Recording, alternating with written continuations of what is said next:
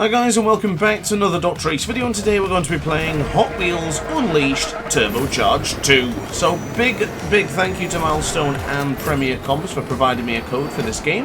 Very much looking forward to getting involved and play Hot Wheels 2 because the first one was fantastic and I have high expectations for this one as well.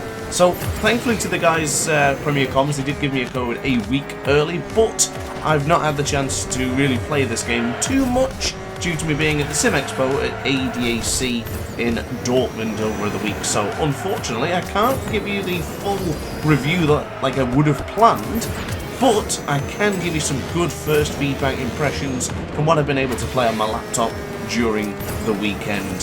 So first things first, Hot Wheels 2 feels very familiar to Hot Wheels 1, and you could either say it's a good thing or a bad thing because it's very similar, if not the same, but the few additions to the gameplay makes it rather exciting. So even watching now, of course, the obvious part is that we have a motorcycle here in Hot Wheels 2, and it's fantastic. It feels different, it feels cool, it's nice, I like it. It's fast, it's furious, but it doesn't have the handling like the cars. Drifting in some of the corners is not quite as clean.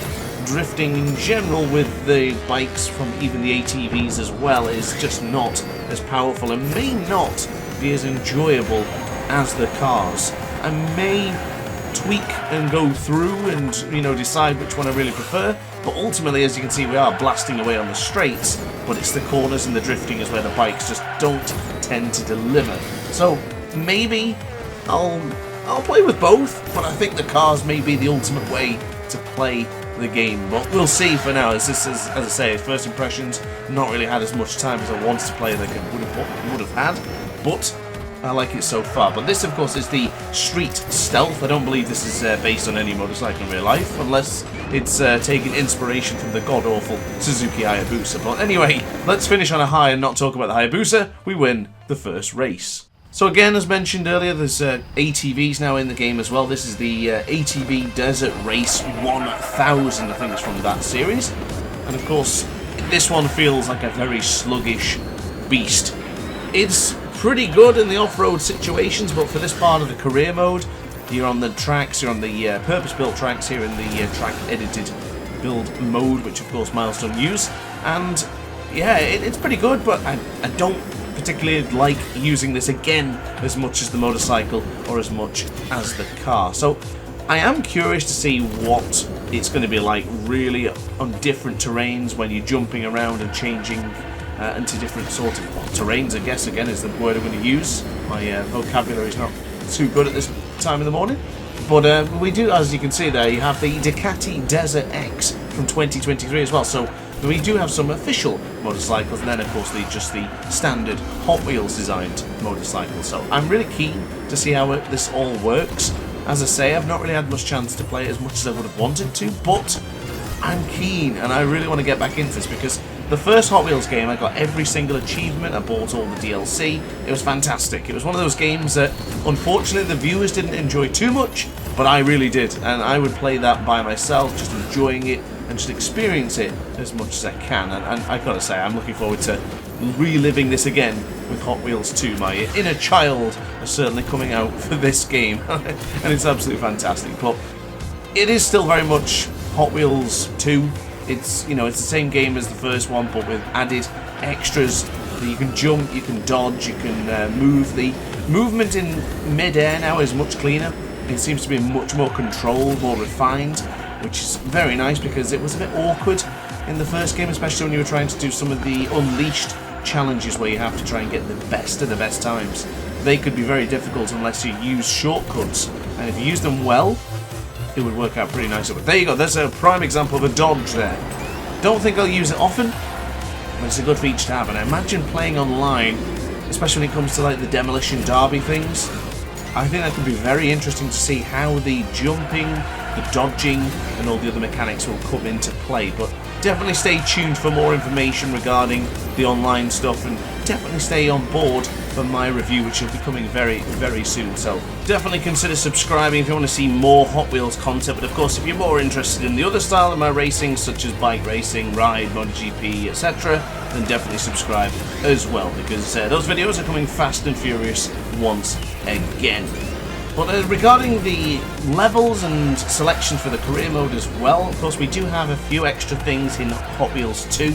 One of those being more additional race styles. So we have the traditional race, which we're doing now.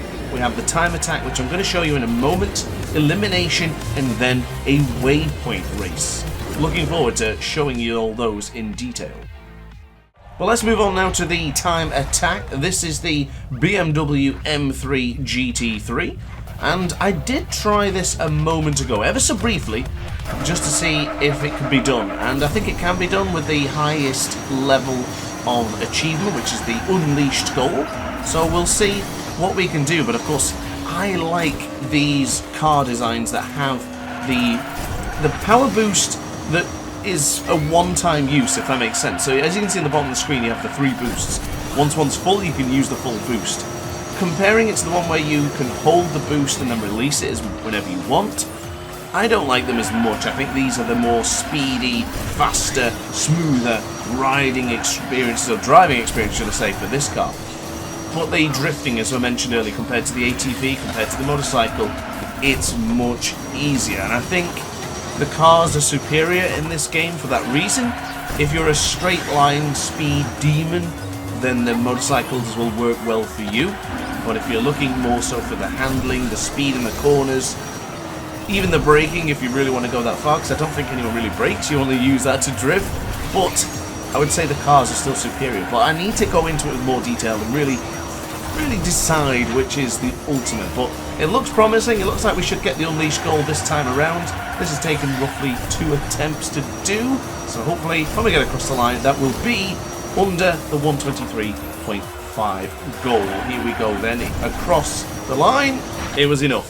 A 122.8 or something like that. So let's end the video on a bit of an interesting one. This is the elimination round. Now, I wasn't recording my first race in Elimination because I was doing it on the laptop and it was a low quality, and it's not the traditional 4K quality that DrAce is producing as of every video. But it was pretty intense. It got wild towards the end, and the stress levels go through the roof when that clock starts ticking down. The purple fog approaches your car, and it looks like you're about to just be eliminated from the competition, quite literally. And it gets tense, and I really like this. I think this is a fantastic, fantastic mode. I believe it was in the first game. I don't think this is particularly new, but I do feel really good in these modes. I enjoy it a lot. I think the pressure, you can hear the clock ticking down, reminds me of the good old days when I was playing Call of Duty 4 and Search and Destroy, and you were the last Marine alive to try and get the job done. It just reminds me of that so much. That tension, the pressure, and the stress just pushing down on you in a computer game. It's nothing like it, and it's amazing that the adrenaline can be given for playing a game like this. And honestly, I cannot describe this, really express my opinion for Hot Wheels in the first game and even the second game. The aesthetic may be a little bit childlike, you know, it's friendly on the eyes, it's colourful, it's what kids tend to like and play with nowadays, or at least it did when I was a kid. But it's really fun, and the mechanics and the intuition for the controls and everything's great. I really love it. It's a fantastic arcade racing game.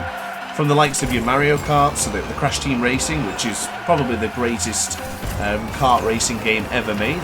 And that might be biased, but that's my opinion. And I would put Hot Wheels in that same point of enjoyment. I really enjoy this. I think it's fantastic. I'm currently playing on hard difficulty. I don't know whether I've got the skills to move it to the expert level, to the highest level. But I know in the first Hot Wheels, the first highest difficulty was expert, and in some tracks they were unbelievable. This time I'm playing on hard, and I think it's relatively fair, but I did use hard in the last game as well, so that's got to go into a bit more research, let's say. But the interesting part now is this elimination. I don't know whether this can be customized, I'll certainly find out. But for the final couple, as you can see, 2 drivers will be eliminated at this stage, where throughout the rest of the session only 1 was being eliminated. But I like it, keeps you on your toes, and I think we've got the job done. So guys and gals, this has been my first video on Hot Wheels Turbocharged 2.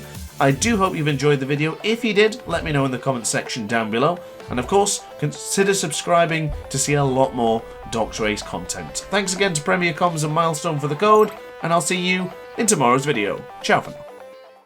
Oh hi! Didn't quite see you there. Good to see you're still here. If this video didn't quite set your appetite, then why not watch some more DrAce content by clicking the video shown on screen now. Furthermore, if you would like to follow me on social media, you can do so now with the links down in the description.